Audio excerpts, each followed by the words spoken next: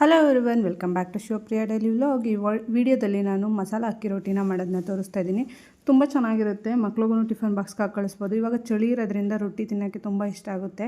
ಅದ್ರ ಜೊತೆ ಯಾವುದಾದ್ರೂ ಖಾರ ಇದ್ದರೆ ಚೆನ್ನಾಗಿರುತ್ತೆ, ಇಲ್ಲಾಂದರೆ ಚಟ್ನಿನೂ ಚೆನ್ನಾಗಿರುತ್ತೆ. ಬಟ್ ಈ ಚಳಿಯಲ್ಲಿ ಚಟ್ನಿ ತಿನ್ನೋಕ್ಕೆ ಇಷ್ಟ ಆಗೋಲ್ಲ. ನಾನಿಲ್ಲಿ ಮಸಾಲ ಅಕ್ಕಿ ರೊಟ್ಟಿನ ಮಾಡೋದಕ್ಕೆ ಸ್ವಲ್ಪ ಚಿಲ್ಲಿ ತೊಗೊಂಡಿದ್ದೀನಿ, ಒಂದು 4ರಿಂದ 5. ಅದಾದಮೇಲೆ ಸ್ವಲ್ಪ ಕರಿಬೇವನ್ನ ಸಣ್ಣಕ್ಕೆ ಕಟ್ ಮಾಡಿ ಇಟ್ಕೊಂಡಿದ್ದೀನಿ, ಆನಿಯನ್ನು ಸಣ್ಣಕ್ಕೆ ಕಟ್ ಮಾಡಿ ಇಟ್ಕೊಂಡಿದ್ದೀನಿ, ಮತ್ತು ಕೊತ್ತಂಬರಿ ಸೊಪ್ಪನ್ನು ತೊಗೊಂಡಿದ್ದೀನಿ, ಸ್ವಲ್ಪ ಏನದು ಮುರಿಂಗ ಲೀವ್ಸ್ ತೊಗೊಂಡಿದ್ದೀನಿ. ಅದಾದಮೇಲೆ ಕ್ಯಾರೆಟ್ನ ತೊಗೊಂಡಿದ್ದೀನಿ. ಇಷ್ಟೂ ಅಷ್ಟೇ ಚೆನ್ನಾಗಿ ಹಾಕ್ಕೊಂಡು ಮಿಕ್ಸ್ ಮಾಡ್ಕೊಳ್ಳಿ ಒಂದು ಸಲ. ಅದಾದಮೇಲೆ ನೀವು ಇದಕ್ಕೆ ಅಕ್ಕಿ ಹಿಟ್ಟನ್ನ ಮಿಕ್ಸ್ ಮಾಡ್ಕೊಂಡಿದ್ದೀನಿ ನಾನು. ಇದಕ್ಕೆ ಬೇಕಿದ್ರೆ ರವೆನೂ ಕೂಡ ಮಿಕ್ಸ್ ಮಾಡ್ಕೊಬೋದು. ನಾನು ರವೆ ರೊಟ್ಟಿ ಎಲ್ಲ ನೆಕ್ಸ್ಟ್ ಟೈಮ್ ಯಾವ ಥರ ಮಾಡ್ತೀನಿ ಸ್ವಲ್ಪ ಟ್ವಿಸ್ಟ್ ಇರುತ್ತೆ, ಅದನ್ನೆಲ್ಲ ತೋರಿಸ್ತೀನಿ.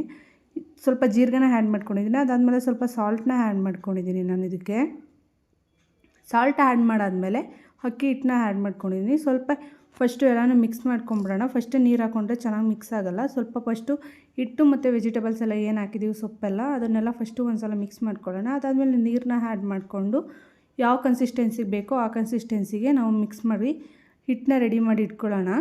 ಅದಾದಮೇಲೆ ಒಂದು ಶೀಟ್ಗೆ ನೀವು ಬಟರ್ ಶೀಟಾರು ಯೂಸ್ ಮಾಡ್ಬೋದು, ಇಲ್ಲ ಅಂತ ಅಂದರೆ ಬಾಳೆ ಎಲೆ ಏನಾದರೂ ಯೂಸ್ ಮಾಡ್ಬೋದು, ಇಲ್ಲ ಅಂತ ಅಂದರೆ ಆ್ಯಸ್ ಯೂಶುವಲ್ ತವ ಮೇಲೆನೂ ತಟ್ಬೋದು. ಬಟ್ ನಾನಿಲ್ಲಿ ಒಂದು ಪೇಪರ್ ಮೇಲೆ ತಟ್ಬಿಟ್ಟು ಅದಾದಮೇಲೆ ಎಣ್ಣೆನ ಹಾಕ್ಕೊಂಡು ಬೇಯಿಸ್ಬಿಟ್ಟು ಒಂದು ಸೈಡ್ ಬೇಯಿಸಿದ್ದೀನಿ. ಅದಾದಮೇಲೆ ಇನ್ನೊಂದು ಕಡೆಗೂ ಎಣ್ಣೆ ಹಾಕಿ ಇನ್ನೊಂದು ಸೈಡು ಬೇಯಿಸ್ಕೊಂಡಿದ್ದೀನಿ. ಅದಾದಮೇಲೆ ಚೆನ್ನಾಗಿ ಗೊತ್ತಾಗುತ್ತೆ ನಿಮಗೆ ಯಾವ ಲೆವೆಲ್ಗೆ ಬೇಯಬೇಕು ಅಂತ. ಒಂದು 3 ಮಿನಿಟ್ಸ್ ತೊಗೊಳುತ್ತೆ.